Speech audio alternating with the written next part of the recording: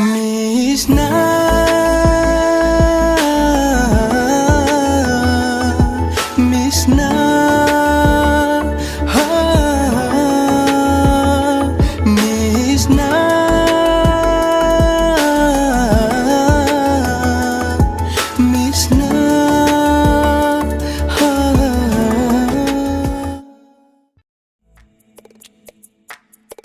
Nakna sa luko Nagnalayo Tawa fang halo Nung si konjelo Lainam yen kinu Lamlan ba kanada Nung si balo nangi Ay gipoy halo TV do volume soifet hauna dum thai state grass araba laiton jamni TV screen da thoklibado Betty ga Nikita ga de mamita lapsain thoklaga yengbagumbani makhoi ni gi matau do Juni de kadu da koi chatle achapo da mulok thoklaga chai juice amuk thai koi leng bedu da disturb tawe haiduna Nikita sauna lawraklame yet krapani koi leng heglengana sida tumen phama yengo araba ge na wei saiduni yengo ba mai minok sida ningo jese cute soy ba nupa thokpa suman definition of perfection haido sini Juni Nikita gi matau da thik noklaga lengjum da pop thadana maya higatlaga hairaklame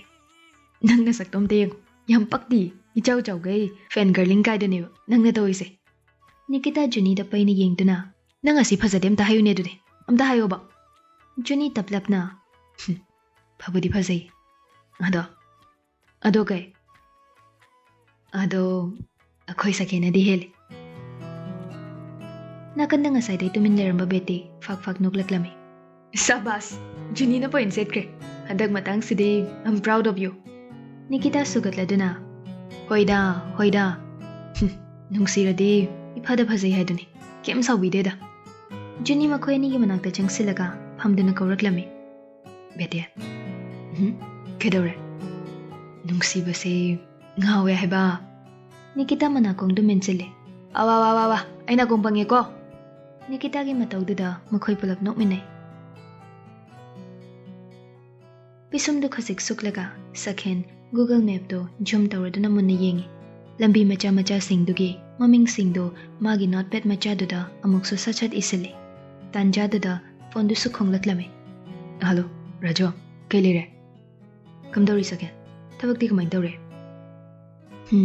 mission nama leirabani na kokti khara sare haiduni tawba yaba plan haifet sendoklamani Raju sor sang na hondoklaga sakhen angambagi pau angambana nak madam kuina loman kre numit 8 ni gi manungda thabak to pangtho haina deadline piri sakhen Raju gi wahai duda ngahak tumin lei wangangde kari kamdo ba haibagi plan de paniam silabani adubu luri badi IGP gi machanupi do magi masak kamdo bano haiba simadi khangdre kayam luna checksena thamlibano ngasi phawba akaknaba makhangba ngamdreba sakhen sumana ngamjabidadi honari angang oiramlabadi kari toba yaba laisabi oiramlagana kamdoba differently able oiramla phaw kai tawsige haibagi option khuding makki tongan ba plan de sindokduna di thamle sakhen tapna hoi engamna ba honarage Raju sakhen gi wakhal khajik thaidoknaba haiduna wa hawraklame ngarang de abuk unak chelubado nangam solobani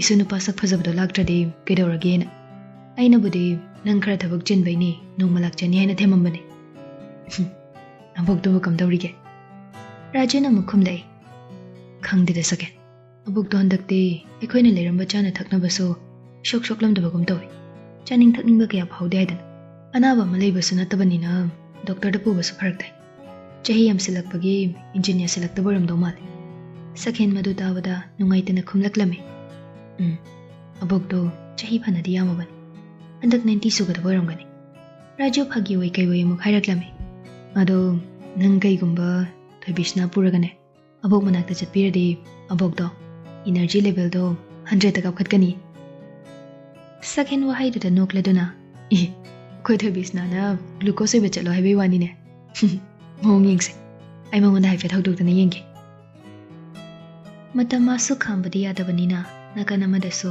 bebicha college ka ba hore abosu ningai phasana tawjai school karoi haiduna adubo mayam chang themduna school ka ba mukhawalle dukan du so Bikram gangan bagana marak da ek mahut sinbe Bikramsu thabak leite nganbasu thabak chinba oide haiduna ayamba matamda makhoi anina dum phamlabani adubu makhoi su khangi nganbana dukanda laklibado bebichabu mateng pangbiba lakpagi maram adu khak natte haibase numittu nganba thoklakchringi matamdani Bikram chokri machaduda khasik nga thadana fame bebicha nakanda leisingdu semna tapna kaure da Bikram kedore customer lakpro lakdeda adu da Bikram dangan base wa haiba loitringai Bikram namarak fat thatke yare madui wawerde khana bada full darui da warini bebecha Bikram da mamaido anselaktuna amuk so haire da Bikram khoi basu main sum yingduna leira sairi bra aina ngase sigi phiba moi bangam libase dangan baga chichega gi laman toli ban ai thanta manglana mamang jaki ai gi leido kan se mai paklabade makhoi ni gi lohong bada ai gi lei singsina decoration to handoine haina da Bikram nang chiche gi yum khangbra moi gi yum do yam chawe makhoi gi yum do lohong ba numit da ai gi lei me am sina decoration to radi khyam phasane Leramdai wahai singdo khonjal tanik tamjari Bikram de bebecha gi wari du tabangam laktraduna famlambadagi fog hogatuna thoki gi tawbadani abem noigi se succulent yaubra khonjal du tabada customer la e haiduna bebecha taraki tarumba mapido taithokduna mamai lei thoraklame au yawe je karamba pambi bana somda lerisina 200 to 300 mukpi bane atai sidi 500 abamne betting ha ko yengi Kanfam khangdraduna khanbaga haizadeda chahum piba hungane chonga piba magalawrage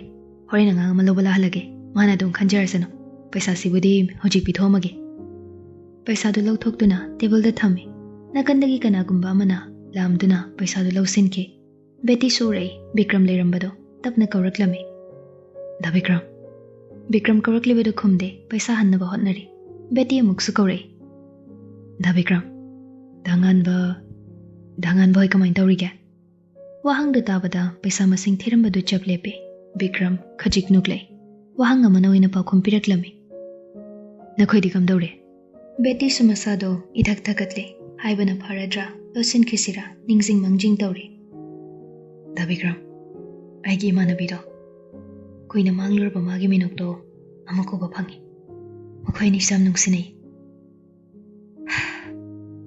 da Bikram dangan bagi matau do khosi yeng banungai te mabu mu phone do no khrai biyo nungsi ba hinga ma do mangki ba nungai ba manglana mane haina khandok biyo handa mukti Bikram makhol thokna noglaklame nakanda baby cha makhoi ni gi matau do yengle Bikram ma khata raklame noidi nungai re aduna adai di khanjilu bagi mathau da dress ina dro adu pukchel pikpa beti thak thakat na mukhum le madu haikibana tiya da Bikram leriba pipam sida oigadabado sum khanabane Bikram khon kalapna haireklame khanabana ti noi gidudi nakhoi gide bhaboi re haiduna nakhoina ningliba mai kaiduda mayam supulap chatlo haina force to banine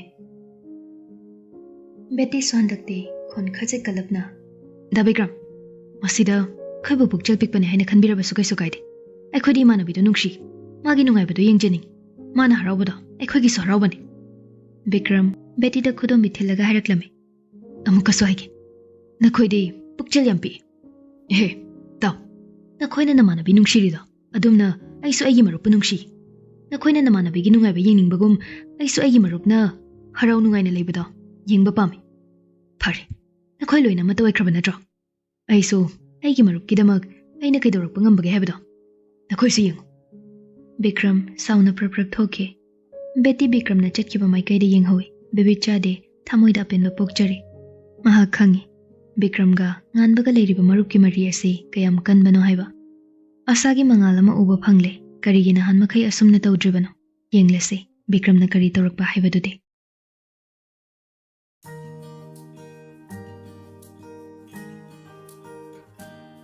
garigi mathakta nong marik pop tabagi makhol su tare kana chuba nong nate khaji khikpani nungsa su khara dum thokle ingan ngale chetlibado oi thangba khutuna haifet maraga mingsal du tapna chingthake makhut ani do thongna mapada thamlaga amai do khajikli thoklaga nga tharap tawna phami nong chukibagi leibak manam do sor sangna chingkhatuna honjili mi kharade manam do hainade haibasu yawbani ꯑꯗꯨꯕꯨ ꯃꯥꯗꯤ ꯃꯥꯏꯊꯣꯡꯗꯨ ꯃꯃꯟ ꯅꯣꯛꯂꯛꯏ ꯃꯃꯤꯠꯁꯨ ꯇꯞꯅ ꯎꯏꯁꯤꯟꯈꯤ ꯅꯥꯃꯤꯕ ꯅꯨꯡꯁꯤꯠꯅ ꯂꯤꯔꯤ ꯂꯤꯔꯤ ꯌꯩꯕꯗ ꯅꯨꯡꯉꯥꯏꯕ ꯇꯥꯏꯕꯪ ꯑꯃꯗ ꯂꯩꯔꯤ ꯊꯣꯏꯕꯤꯁꯅꯥ ꯏꯪꯉꯣꯏꯗ꯭ꯔꯣ ꯇꯧꯏꯗꯨꯕꯣ ꯅꯣꯡꯁꯨ ꯈꯔ ꯈꯔ ꯆꯨꯔꯤ ꯅꯥꯔꯣꯏꯗ꯭ꯔꯣ ꯄꯥꯈꯠꯆꯗꯨꯅ ꯍꯥꯏꯖꯔꯤꯕꯅꯤ ꯑꯗꯨꯕꯨ ꯀꯩꯁꯨ ꯅꯥꯆꯨꯡꯗꯅ ꯅꯣꯛꯐꯦꯠ ꯇꯧꯅ ꯄꯥꯎꯈꯨꯝ ꯄꯤꯔꯛꯂꯝꯃꯤ ꯀꯩꯁꯨ ꯇꯧꯔꯣꯏ ꯁꯨꯃꯥꯏꯅ ꯉꯥꯏꯍꯥꯛ ꯂꯩꯈꯤꯒꯦ ꯁꯦꯀꯦꯟꯁꯨ ꯋꯥ ꯃꯈꯥ ꯇꯥꯔꯨꯗ꯭ꯔꯦ ꯒꯥꯔꯤꯗꯨ ꯈꯔ ꯍꯦꯟꯅ ꯇꯞꯊꯔꯒ ꯊꯧꯏ ꯃꯃꯤꯠ ꯎꯏꯁꯤꯟꯅ ꯇꯞꯅ ꯀꯧꯔꯛꯂꯝꯃꯤ ꯁꯦꯀꯦꯟ ꯀꯩ ꯍꯥꯏꯒꯦ ꯅꯣꯡ ꯆꯨꯕ ꯃꯇꯝꯗ ꯑꯥꯏꯁ ꯀ꯭ꯔꯤꯝ ꯆꯥꯕꯁꯦ ꯌꯥꯝ ꯍꯥꯎꯕꯅꯤ ꯅꯪ ꯍꯥꯟꯅ ꯈꯪꯕ꯭ꯔꯥ ꯃꯔꯧ ꯂꯩꯅ ꯍꯥꯏꯔꯛꯂꯤꯕ ꯋꯥꯍꯩꯗꯣ ꯁꯦꯀꯦꯟ ꯚꯥꯞ ꯇꯥꯏ ꯅꯣꯛꯐꯦꯠ ꯇꯧꯔꯗꯨꯅ ꯑꯁ꯭ꯋꯥꯏꯗ ꯌꯣꯜꯂꯝꯒꯅꯤ ꯑꯩ ꯌꯦꯡꯉꯛꯀꯦ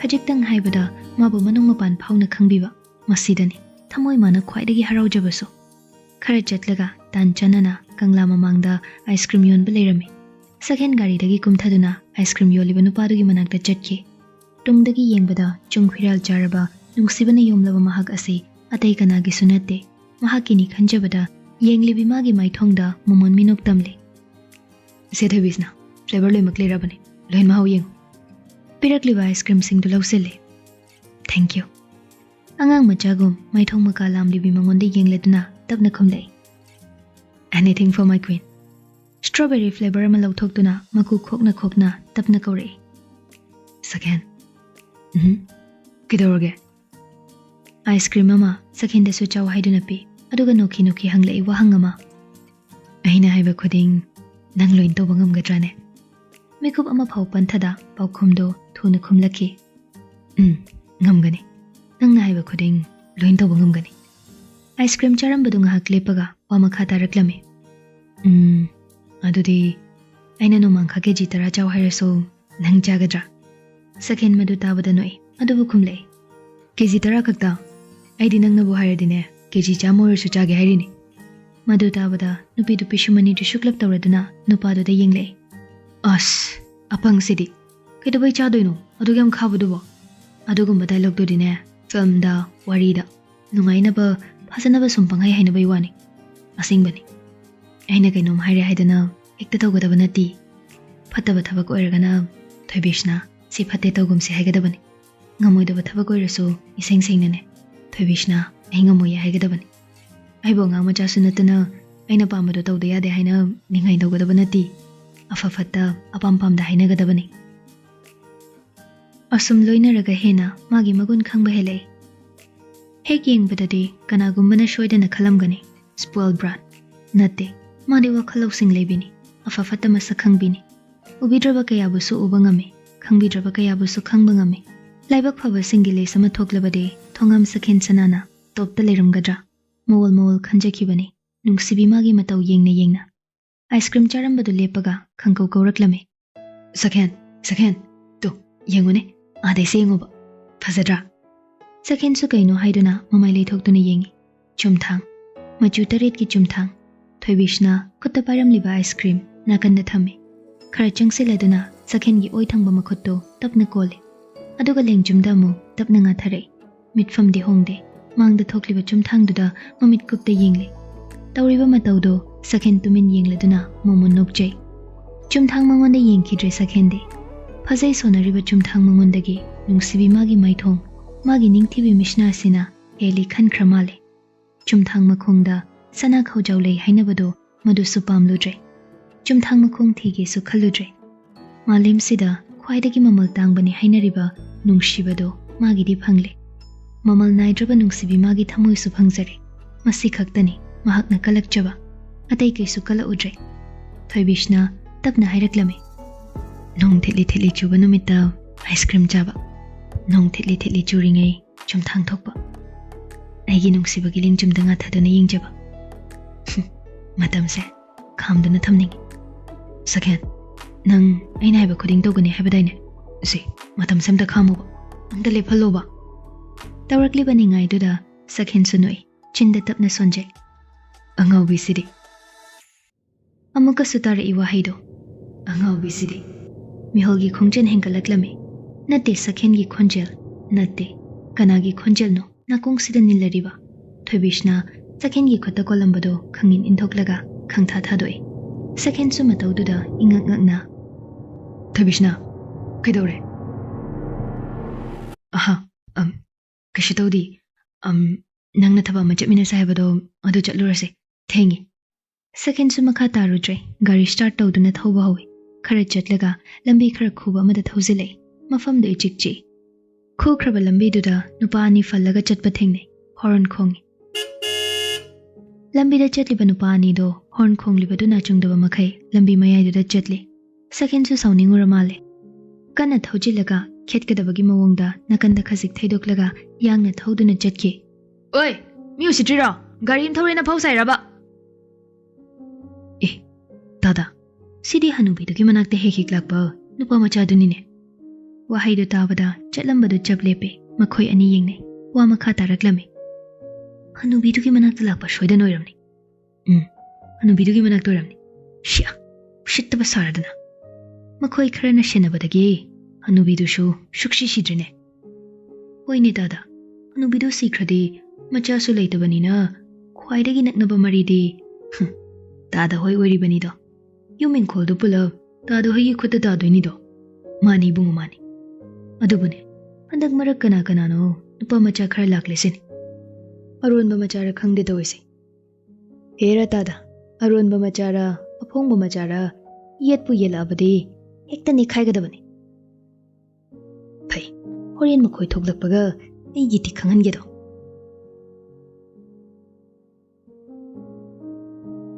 Mangol da fagamada makhoi hom pula phaminare. Ahal oiribido magi phisi da kiriba kisido tapna lauthoi. Phisi da yepa haisidabo kariguma mamal yamba amade shoidana oiramgani. Posak tu lauthokduna makhoting thoklaga piraklame. Ishu thoibiya. Ise. Abogna thaina ne. Naha oiringai chilamba sana machani. Nangi lohongbagi sana sabada hapuko. Sana sinane. Nanga loinariba makhai matam pumbadane. Abogna isubu senari haina khaluko. Thobishna makhut ani yaraduna khudola du lausili. Mapira shu chelaklame. Ahal oirabiduna Thobishna gi oi thangba khudangbo chikpiraga makukta manam nambire. Makhutna nungsina nan thabire. Ana ayek yauganuko. Nakhoi ani nungsina loinuko. Thobishna mangaktamak nomi pirang sinthabasu leptre. Sakhen makhoi gi mataududa marak thadlei. Abo kuina punsigadabani ko.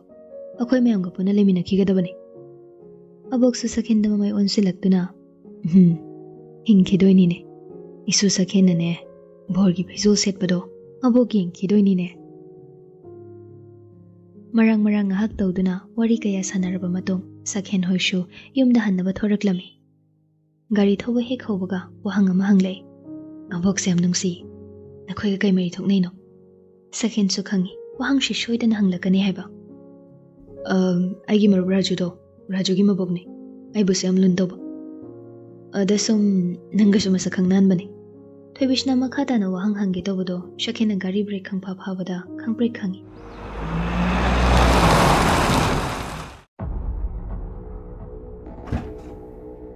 Sakhen kari maram gino hangluge khanduna gari dagi kumtharai. Kailergi yamba. Haibal lefa tringai wama phau haidana sakhenda nupaduna kinna thilaklame. Sakhen mamit ngahak oishinduna khangi. Chimbalda haifet nanduna yengbada I khazik thoklame. Mina lakchaba yadaba sakheni wama khatadana masu nupadugi manakta changsilai. Fretu khajik takhatuna magi muscle singdubu utpagum nupaduda pairap noksile. Nupado matung khazik khali. Mataududa kiraduna chenki gitobado sakhen nupadugi collar du tap pairaga khangchingchingi. Ushitaba minoka manoklaga nupadugi mamaiga nakonga pulap pashinaduna kupak achobaduna pak thajili. Nupado ngahak tarang chatpa mali. Makoktu ngauri sakhen dalamaga kinna thilakki tobado sakhen leithoga manu ina nupaduda kinna thenjili.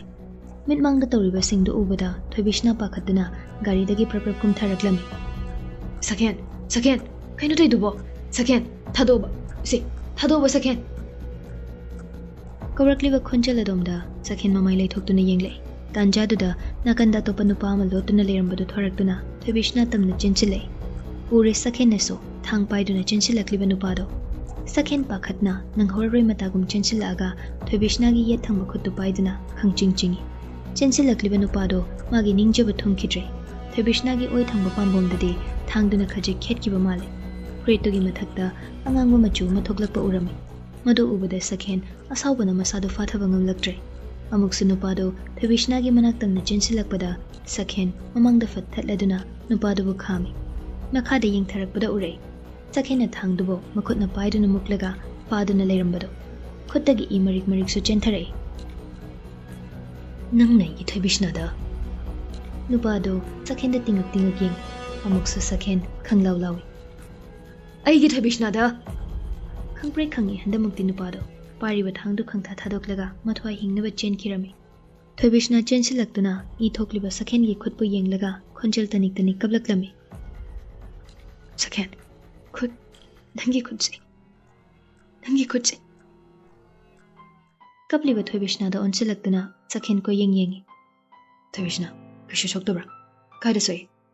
ꯁꯛꯍꯦꯟ ꯃꯈꯨꯠꯇ ꯁꯣꯛꯂꯤꯕꯗꯣ ꯄꯨꯝꯅꯃꯛ ꯀꯥꯎꯈ꯭ꯔꯦ꯫ ꯃꯥꯒꯤ ꯋꯥꯈꯜꯗ ꯂꯩꯔꯤꯕꯗꯣ ꯁꯨꯞꯅꯇꯒꯤ ꯊꯣꯏꯕꯤꯁꯅꯥ, ꯊꯣꯏꯕꯤꯁꯅꯥ ꯈꯛꯇꯅꯤ꯫ ꯊꯣꯏꯕꯤꯁꯅꯥ ꯑꯃꯨꯛꯁꯨ ꯀꯞꯂꯗꯨꯅ ꯂꯥꯎꯔꯛꯂꯝꯃꯤ꯫ "ꯁꯛꯍꯦꯟ, ꯅꯪꯒꯤ ꯈꯨꯠꯁꯦ ꯁꯣꯛꯑꯦ ꯍꯥꯏꯕꯅꯤ, ꯅꯪꯅꯤ ꯁꯣꯛꯏꯕꯁꯦ." ꯁꯛꯍꯦꯟ ꯊꯣꯏꯕꯤꯁꯅꯥꯅ ꯍꯥꯏꯔꯤꯕꯗꯨ ꯇꯥꯗꯦ꯫ ꯊꯣꯏꯕꯤꯁꯅꯥꯒꯤ ꯄꯥꯝꯕꯣꯝꯗ ꯁꯣꯛꯂꯤꯕꯗꯨ ꯎꯔꯛꯂꯝꯃꯤ꯫ "ꯊꯣꯏꯕꯤꯁꯅꯥ, ꯅꯪ ꯁꯣꯛꯏ꯫ ꯃꯣꯏꯅ ꯂꯥꯎ, ꯍꯣꯁꯄꯤꯇꯥꯜ ꯆꯠꯁꯤ ꯂꯥꯎ." ꯊꯣꯏꯕꯤꯁꯅꯥ ꯁꯛꯍꯦꯟꯒꯤ ꯃꯇꯧꯗꯨꯗ ꯍꯥꯏꯐꯝ ꯇꯧꯐꯝ ꯑꯃ ꯈꯪꯗ꯭ꯔꯦ꯫ "ꯁꯛꯍꯦꯟ, ꯑꯩ ꯀꯩꯁꯨ ꯁꯣꯛꯇꯤꯌꯦ."